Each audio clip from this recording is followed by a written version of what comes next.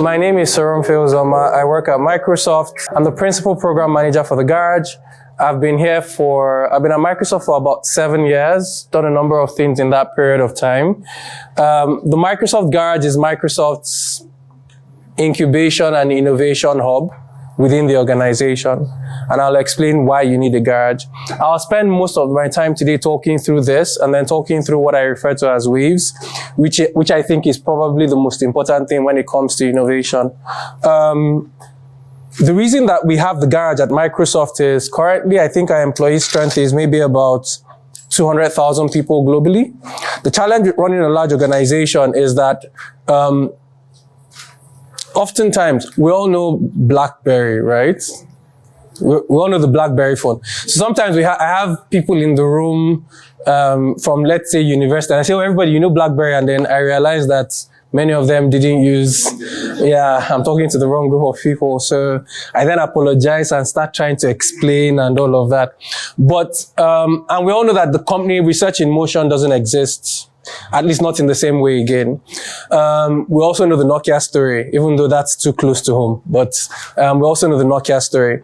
The challenge is that as organizations get bigger, it becomes more complex to drive the type of innovation that sustains them over time. And I'll explain what I mean by that. One of the challenges that I have seen, I speak to, I was talking to an oil and gas company 2 days ago. I speak to people from the banking sector. I've spoken to people across a number of sectors. The major challenge that I think that we have is that there is a limitation to, first of all, people's perceptions as to how we create innovative solutions or ideas, and then their ability to implement. So what I'll do today is that I'll walk through 3 of the very basic ones that everybody can implement in the organization after this conversation. And then I'll talk about something that will be a bit funny, relates to Nigeria and what we're going through now, but would also give guidance as to potentially how you can improve your organizations when you go back. There are 3 guiding principles in the garage, right? Okay, I need to make sure I'm tracking for time. And these 3 guiding principles are the principles that basically have birthed everything you hear about Microsoft. When I joined Microsoft, the Microsoft share price was maybe about $40-something, thereabouts. As at this afternoon, it's $328. So the growth that you have seen is essentially and only because we have remained relevant and have become even more relevant. As a simple example, one of our biggest businesses is what we call I'm sure that there is, you understand, sir? Okay. One of our biggest businesses is what we call the cloud business. And I don't know if you've heard about the cloud, but it's like your central IT system somewhere. Now, for the Microsoft cloud business to become as great as it has become today, we had to cannibalize our business. So let me explain. Before, we would sell you a CD drive, Office, or whatever it was. Obviously, for those of us here in Nigeria, if we're honest with ourselves, we weren't really buying the original, right? But let's all assume that we all bought the original, right? So we would sell you that CD drive at, I don't know, $100 or something. And then you would use it for as long as you wanted to use it. And we realized that that model was going to die, that as IT became more converged, that computing power will converge and people will start to use data centers and things like that. So in order to prepare for that world, we started to create things like Office Online, where you can access your email via the web and things like that. But to sell that solution, we had to start killing the business where we were selling you CD drives. So for about 2 or 3 years, we were in between killing the business that was giving us all the money and trying to raise a small business that we believed would own the future. That's a very, very, very, very, very difficult thing to do. It's the equivalent of Dangote killing his cement business because he believes that the future building material will be some poly-based solution. And he kills the cement business to move people towards that other solution. That's how difficult it is, right? And the reason that we're able to do those things successfully, apart from the fact that we had an amazing leadership team, was that a lot of the ideas coming through the organization, the garage was launched in 2014, about the time that we were doing this change. A lot of the ideas that were coming from everywhere in the organization. So anybody who had an idea about anything had a means by which they could bring that idea to the fore. If you use Microsoft Teams, you would notice that from just about, let's say, before COVID or even during COVID, we were updating Teams, if it was not on a weekly basis, at least bi-weekly basis. You may not have realized it, but you would notice sometimes there was a button here you could click and then suddenly that button has shifted. And it was because people were giving feedback on the fly and we had the ability to innovate on the fly with those ideas and push those updates. The reason that you have had Windows 11 for as long as you have had it is that Windows 11, if we were going to be announcing new Windows the way we used to traditionally announce new Windows, we'll probably have been on Windows 45 by now, right? What we have done is that we realized that you can't create a solution, ship the solution, and wait for 2 years to ship the upgrade. People are no longer that patient. So we're shipping upgrades on the fly every day. My system, you're recording this, right? Yes. Okay, so let's leave what I was about to say. Yeah, okay, let's leave that alone. Anyway, so one of the things that would help you with innovation is understanding these three principles, and I'll explain them. They are simple in English terms, but practically they're a bit complex in terms of implementation. The first one is good ideas can come from anywhere. And when we say good ideas can come from anywhere, everybody that is listening to me has misunderstood what I just said. Because the moment I say,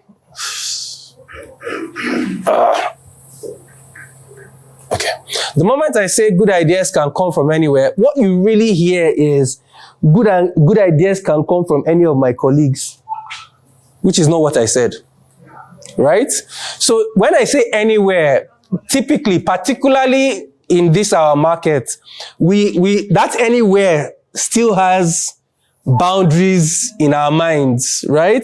So good ideas can come from anywhere. Okay, that intern that just joined my team, okay, you can have a good idea. That's not what I mean.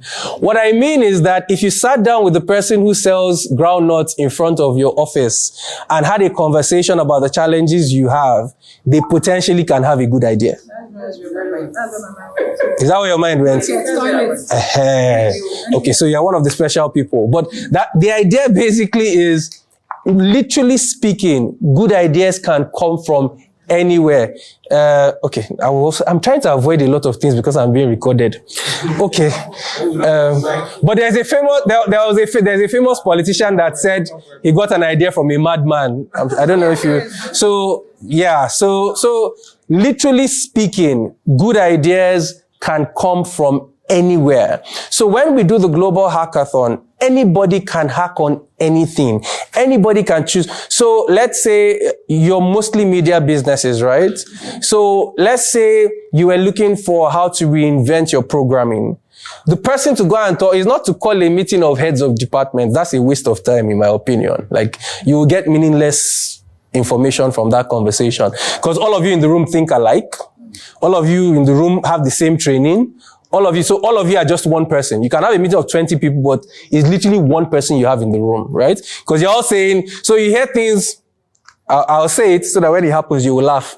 But you start hearing things like, just like Mr. Julius said, let me build on what Madam Felicia said. Because you're all saying the same thing. You all come from the same background. So you build on each other, leverage each other, stand on preceding protocols, and, end up with a bunch of garbage.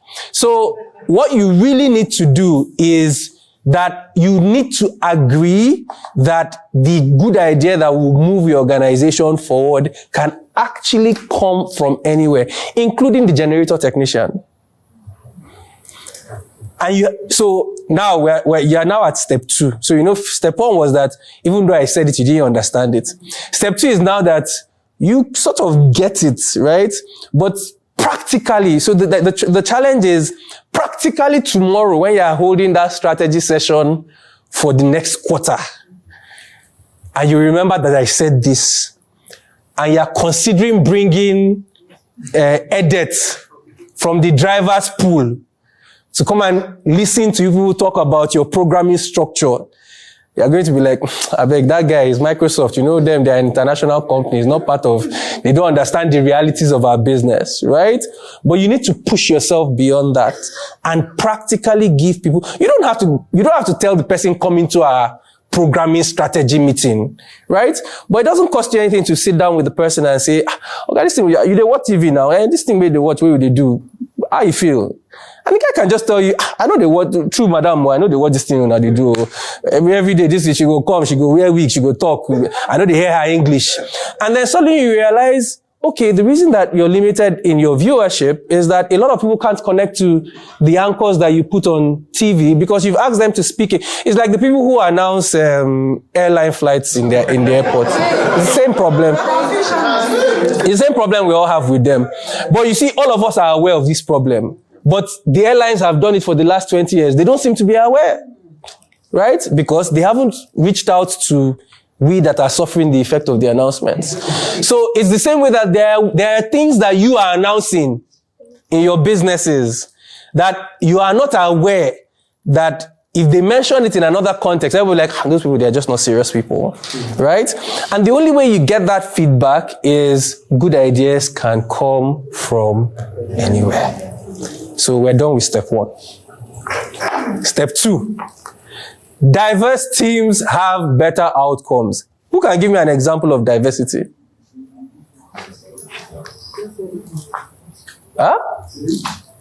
Age diversity. That's an African problem. Which other one, sir? Sir? Background, educational diversity. Experience, exposure. Religious diversity. Cultural diversity, gender. Everybody, all the ladies avoided gender. Because gender is the first one that we shout these days.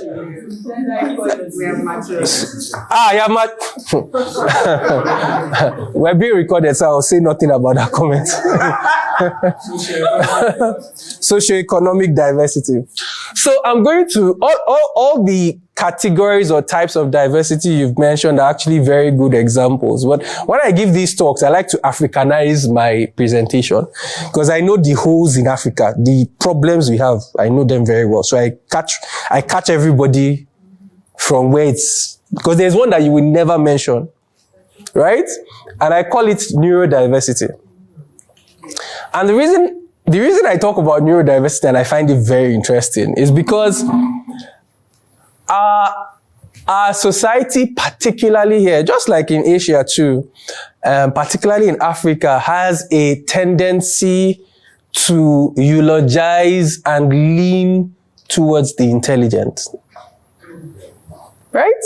So if I say, I put people together, even as you are going to go and talk to the drivers in the driver's pool, you are already picking the smart one that, that is a driver, but he has sense. Right? So even as you are saying good ideas can come from anywhere, as you get to that anywhere, you narrow down. You understand? Okay, they say we should look for people who are selling granules. Don't call that woman. This one. That you give her 20, you give her 500, I say, give me change. She'll say, now 100 or 200 naira change. No, call that one. She's very intelligent. So you bring her in. Right? Now, the problem with that is this, and I always say this to people, it's very amusing, that the reason that intelligence is valued, if you just think about it statistically, is because not everybody is at the same intelligence level, right? Good. Now, for you to be at a level of intelligence that is valued, you have to be relatively exceptional. Do we agree with that? Right? You're all in the office. You all know when your boss is talking and it's almost like the rest of you are idiots. He's only the person that he believes is intelligent. Yeah? Right.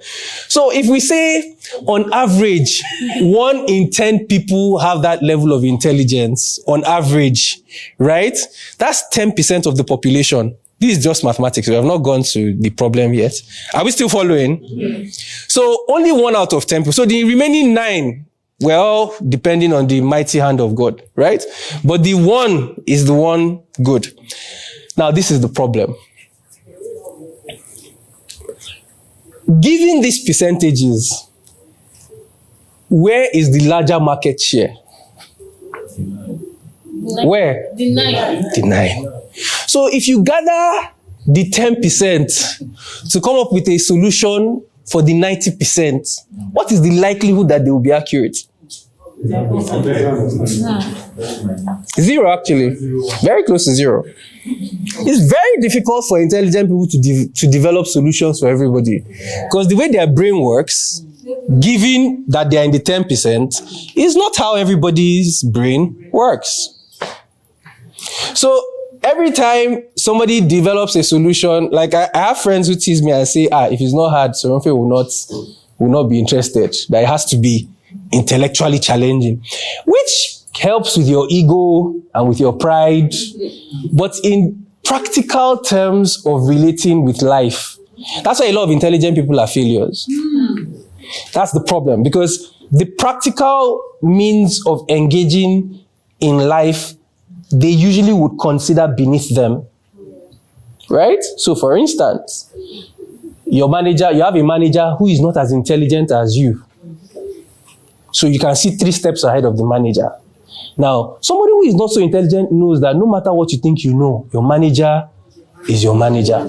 But because you're intelligent, what is right is right. Abi? And if what they are deciding does not make sense, it doesn't make sense. So you should argue.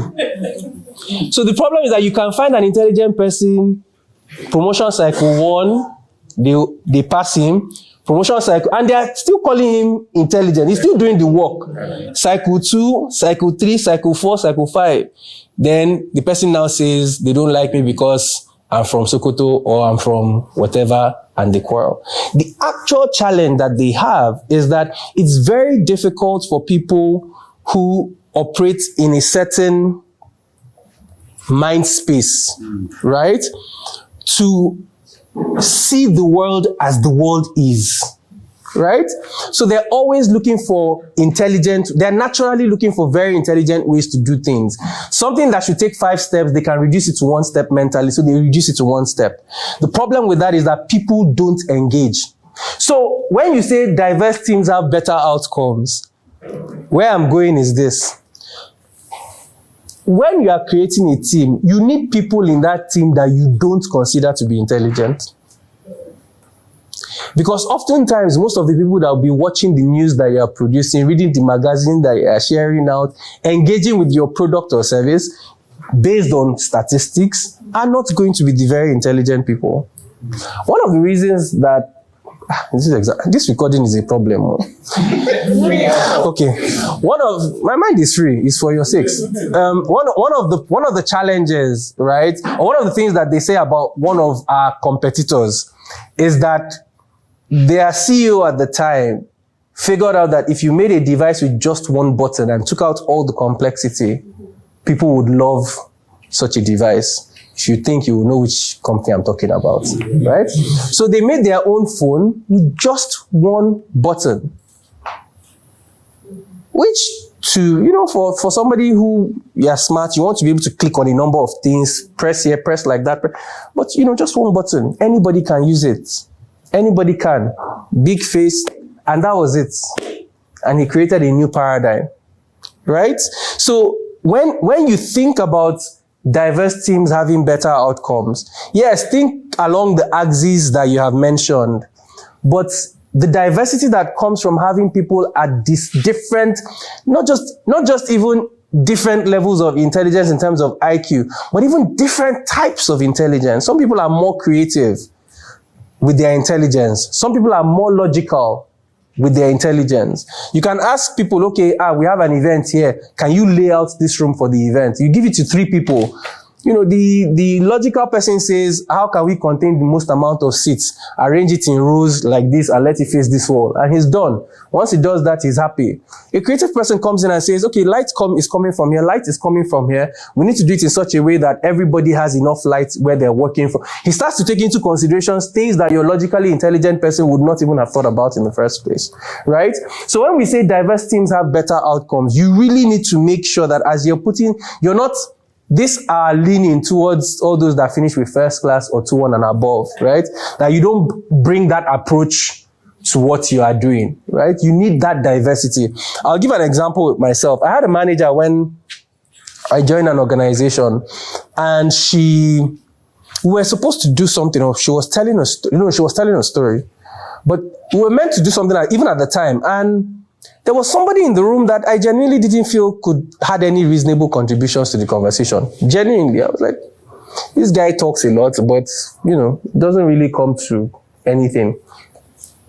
And so she shared the problem with us, and everybody was debating, all the intelligent people, obviously.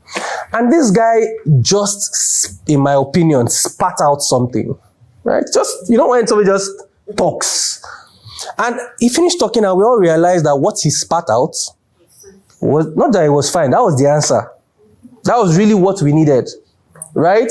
But the reason he could just spit it out is because for me, or for anybody who thought that they were smart, the challenge would have been that when you think about it, you would have first of all thought about it, you would have looked at the pros, you would have looked at the cons, you would have cut it down in your head and probably decided never to say it. Or even if you said it, he just said what he thought.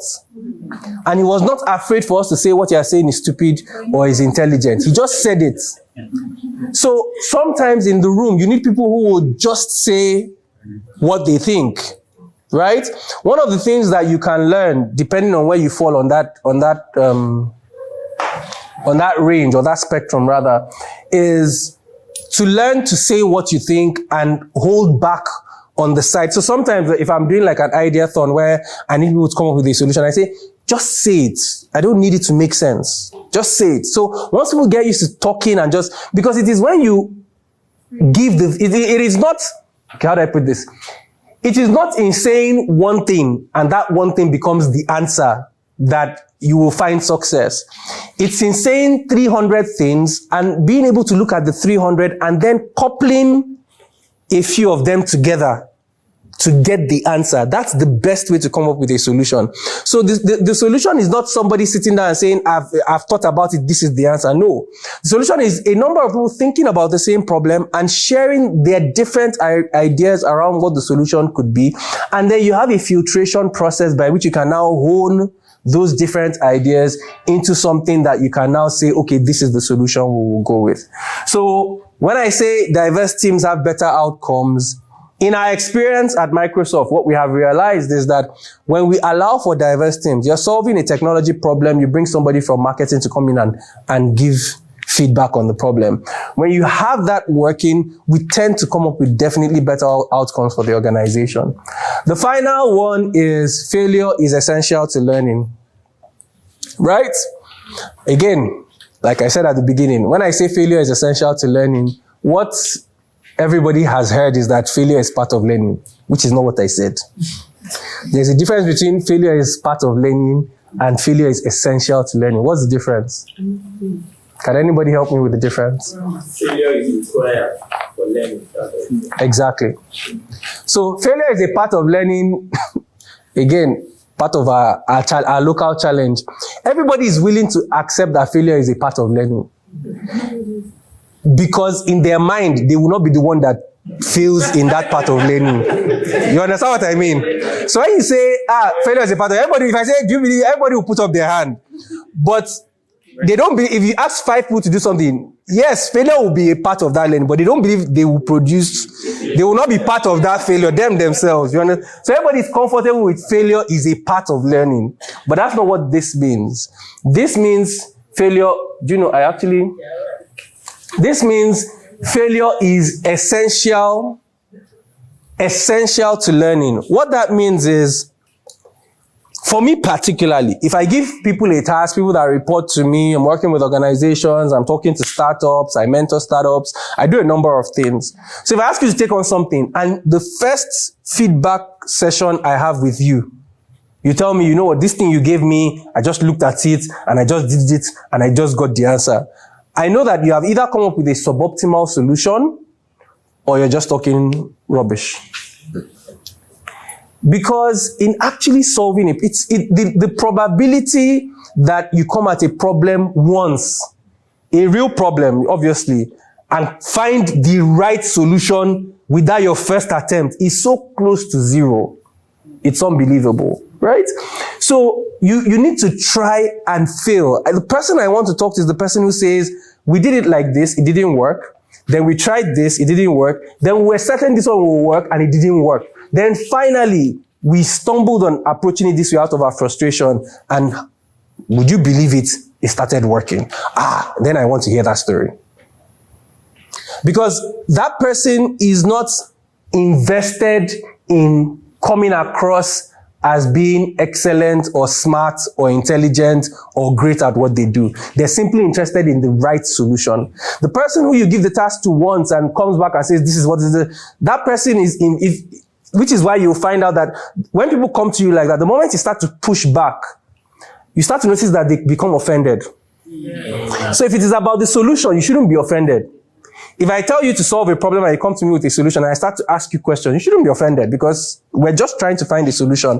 The reason you're getting offended is because your ego is involved in it, right? Now, the problem with your ego being involved in it is that your ego forces you your ego will optimize for your self-perception, not for the problem. So your ego will come up with something that leaves you looking good. That's what your ego is looking for, right? Not trying to solve the problem. So for instance, there are problems that I know that we have in some of our industries in Nigeria. Some tech problems that I know that the problem is the people who have been given the responsibility of solving those problems have their egos involved.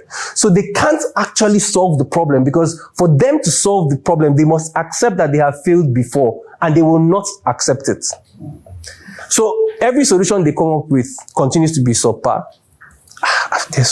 I'm trying to say something and I don't, okay, let me think of how I'll say it. Okay, let me say it like this. That's why sometimes in a particular season this year, when you were trying to transfer up and down, it may not have been working. The solution is not hard, but the solution requires that people accept that what they had done before was wrong. The drama was that it was under stress. No, I've not, you know, how do you know what I'm talking about when I talk about the same? Right? So the answer to your question is, if you know the industry, you would know that you must build for stress. If you can't take on stress, then you have not built it. So you see the difference? So the thing about it is that if you don't allow, if you give people a task and you don't permit them to fail, right? Then you are very unlikely to have that task solved the right way. They will come back with just enough to convince you that they have done enough, and they will not go any further. It's like when people say, if it is not broken, don't fix it, right? So people can see that this system is going to crash within 2 years, but it's working now. So everybody's hand is in the air. Nobody touches that system. And then when it then crashes, you then have that big, the whole system has collapsed and they're trying to recover. So oftentimes, if people believe that failure is essential to learning, then you build failure into your cycle of creating things. So people are not afraid to fail. They are not ashamed to fail. Obviously, you don't fail stupidly, but they know that if you try something this way and it doesn't work, we just need to learn why it didn't work. It's not going to affect your performance appraisal. It's not going to affect your bonus. It's not going to affect your role in the organization. So people can then come back to you with actual feedback. And that's what we do. So these things I'm sharing are what we do here. Right? So like I told you, we have about 70,000 people in our hackathons. I can't remember, maybe projects, about 10,000, 14,000 different projects. Some of those projects, by the end of the hackathon period, they figure out that what they were trying to do was not the right way. And that's the end of it. And there's no penalty for that. You move on. Next year, we hope you come back with a newer iteration of the problem you were trying to solve. Right? In my final, I'm not sure I should cover this part. Maybe I should close it out here. No. How many minutes are there?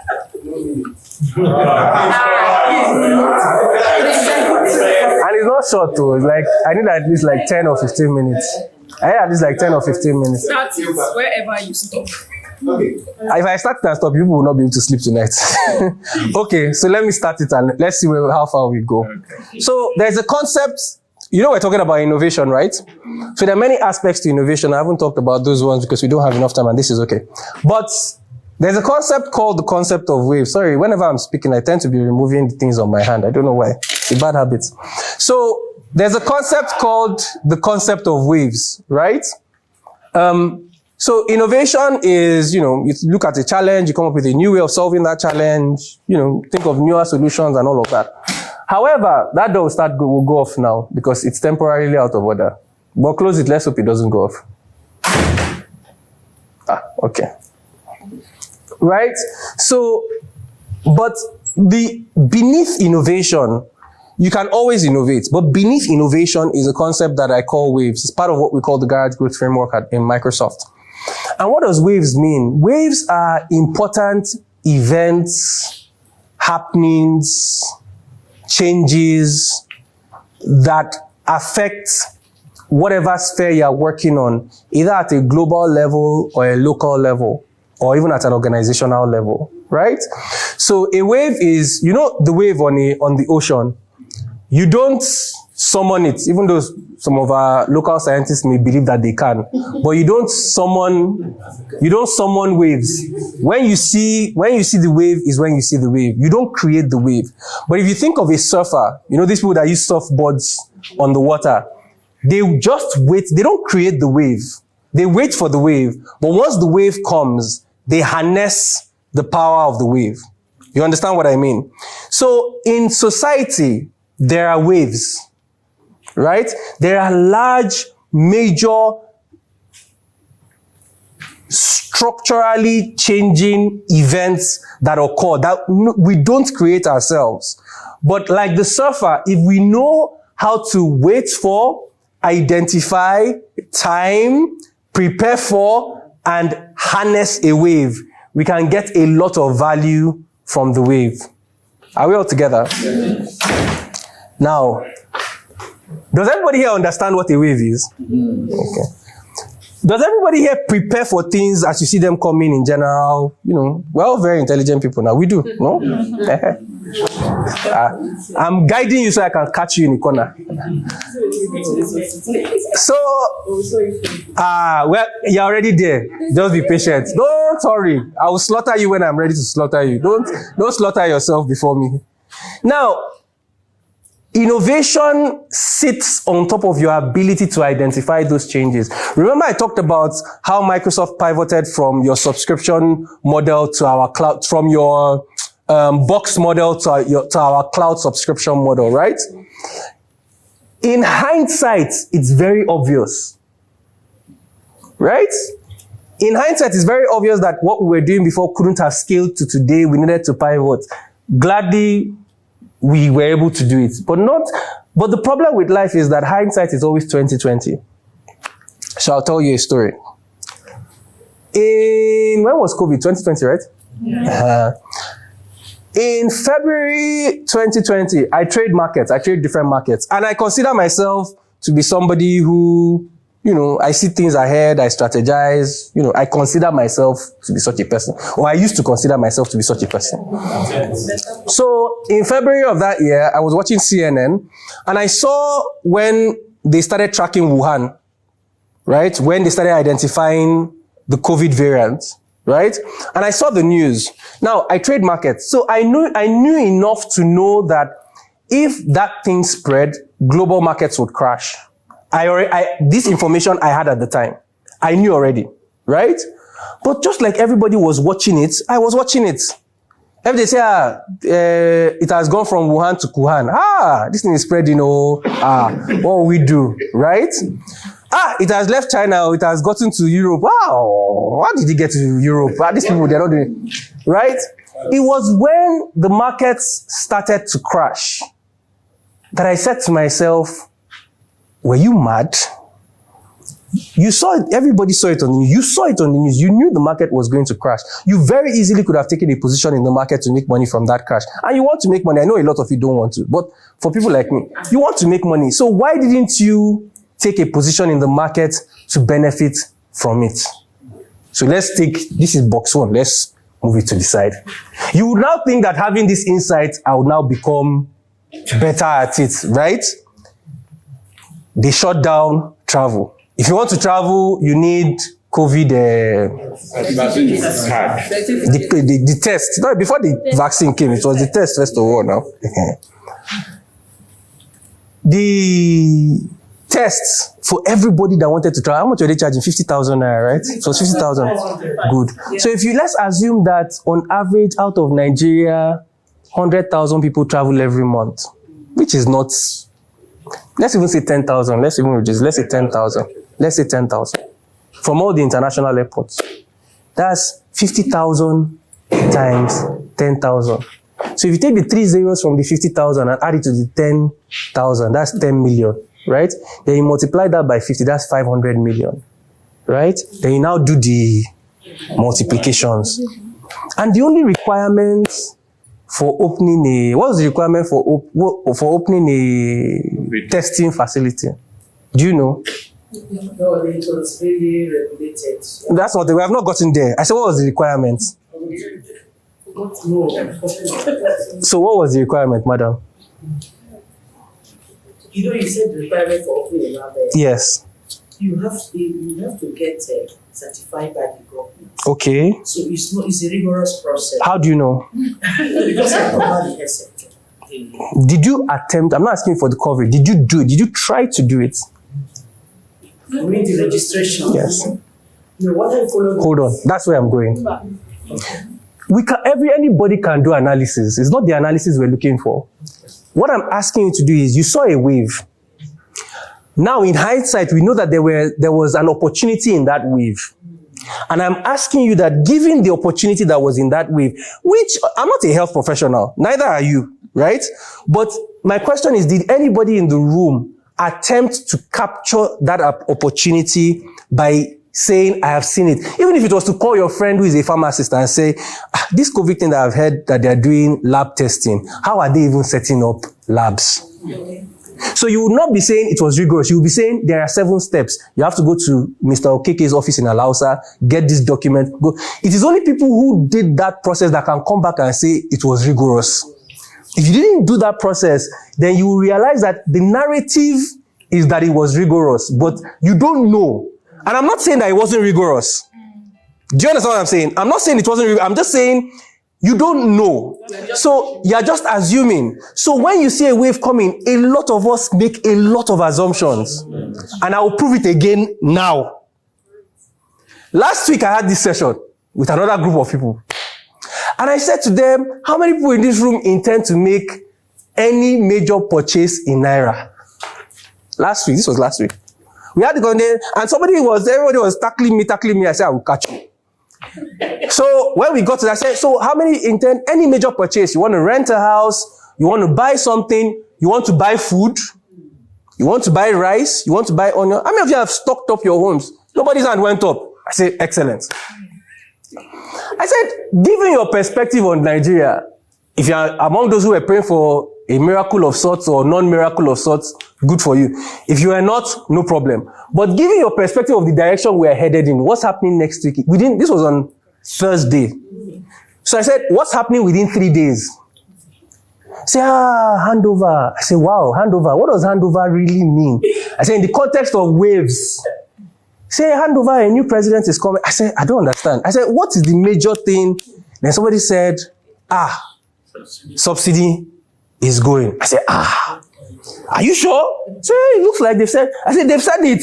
You've heard it. They say, they said that they were going to do. So they've said it. So I now ask, how many of you have bought onions in your house today? Because if subsidy goes, you don't need a prophet to tell you that fuel will go up. If fuel goes up, you don't need a prophet to tell you that foodstuff will go. These do not require an MBA. It's just an. Can we not all see it? Good. So how many people in this room stocked up their homes last week? Apart from you. Okay, 1, 2.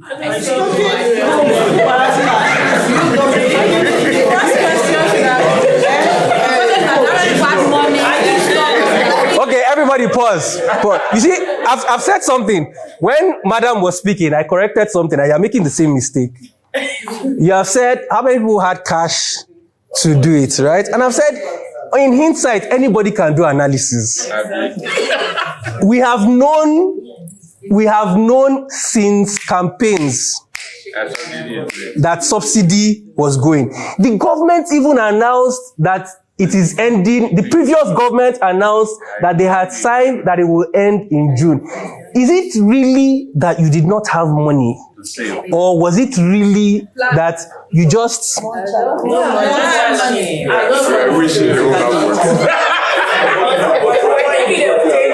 I've used food as an example. Hold on. I've used food as an example.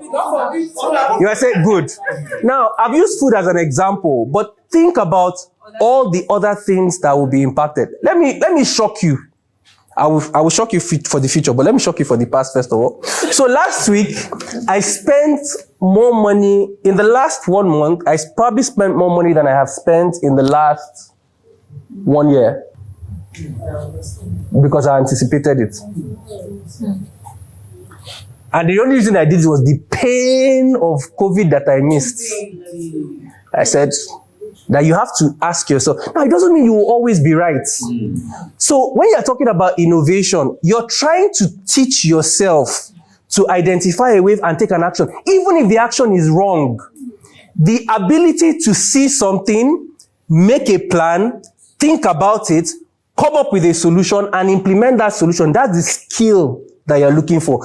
It is irrelevant whether if they came on Monday and they didn't announce. So that's not the point. The point is that you can see something coming. You can think about it critically. You can arrive at a juncture. You can take a decision and you can take a position. That's the skill set that I want to combine with innovation. Right? Now, people were saying, oh, you don't have money, they don't have money down. We're now here now. Good. Let's say that fuel has passed. How many of you know that dollar, do you need a prophet again? No. Good. How many people here have genuinely sat down and done I'm not interested about whether it favors you or it doesn't favor you. Do you understand? Maybe some of you here are even leading your publications. How many of you have done an analysis as to what happens if first of all, you know that the rates are merging, right? These are media people now. Hey, what does that mean? It will reduce the value of the dollar. Good. So you expect that the rates will come down, Abi? So let me now ask a question. So my question is, given this information that you have, before I started speaking today, what have you looked at your own personal circumstance? So people talk a lot about organizational innovation, right? Oh, when in my company we innovate. The way to test if a company innovates is to find out if the people innovate in their own lives. You cannot be nonchalant with your personal life and be a great innovator at work.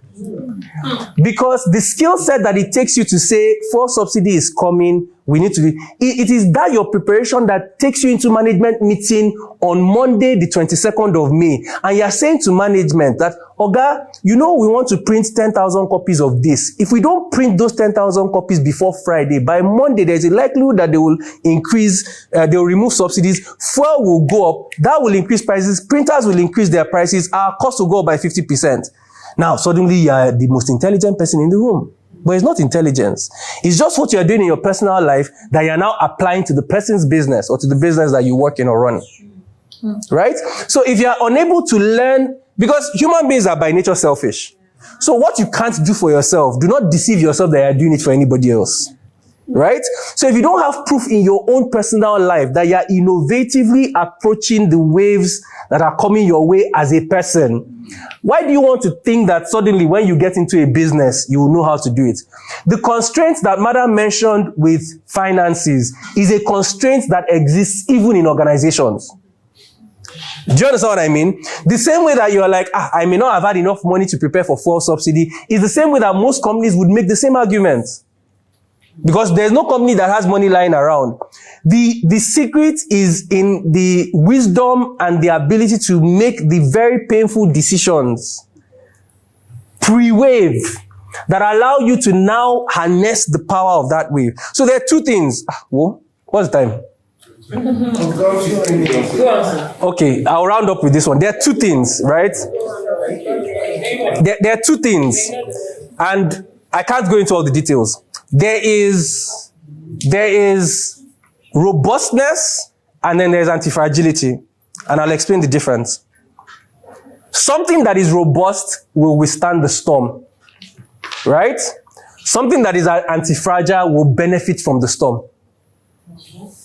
How? But that's the principle first of all. Understand the principle first of all. Most human beings, robustness is like your first step. So if I say something, let's say if I put this thing here, right? And people are trying to push it and it doesn't move. You can say, it's robustly fastened to the floor. It's not moving at all, right? But if I put something here that the harder you try to push it, the stronger it is. That's anti-fragile. It means the more you bring a negative force against that thing, the more it increases its capacity to benefit from that negative force. Are we all together? I'm oversimplifying, but just let's leave it at that, right? So one person is saying they remove subsidy, but I did XYZ to make sure that I don't have to spend more than I normally spend. I've rearranged my life so that nothing is tampered with. Another person is saying they remove subsidy, and because they remove subsidy, I am even now doing better. Do you understand? So there's the preparation that keeps you from being harmed by a wave. And then there's the preparation that now allows you to benefit from that wave. Now let me say something in rounding up. Given that only 2 people in this room prepared by their own reports, because we have not evaluated, but by their own reports, given that only 2 people prepared, right? Can you imagine the potential and the wealth and business and personal opportunity that is available to the people who actually anticipate and prepare? Because if we use this room as an example, less than 5% of people prepare. So you can actually position yourself in a way that you will benefit, that 95% of people are not competing with you because they're not even thinking about it. If you ask them, just like I asked you, everybody will claim that they're thinking about it, but practically speaking, they're not. With these few words of mine, I hope that I have convinced you. So thank you so much for coming to the garage. Please, I'm not a motivational speaker, so please apply. Please apply what I have spoken about as you go back to your organizations. I'm sure that Yemi would have next steps for you and things that you can do. So now remember, because this period in Nigeria is a period of multiple waves. Multiple. They are going within the next 6 months. There are going to be so many of them. You've missed the first one, but if you pay attention, there will be so many more of them. And if you position yourself well and intelligently, and you do the work, you stand to benefit from them. Thank you very much.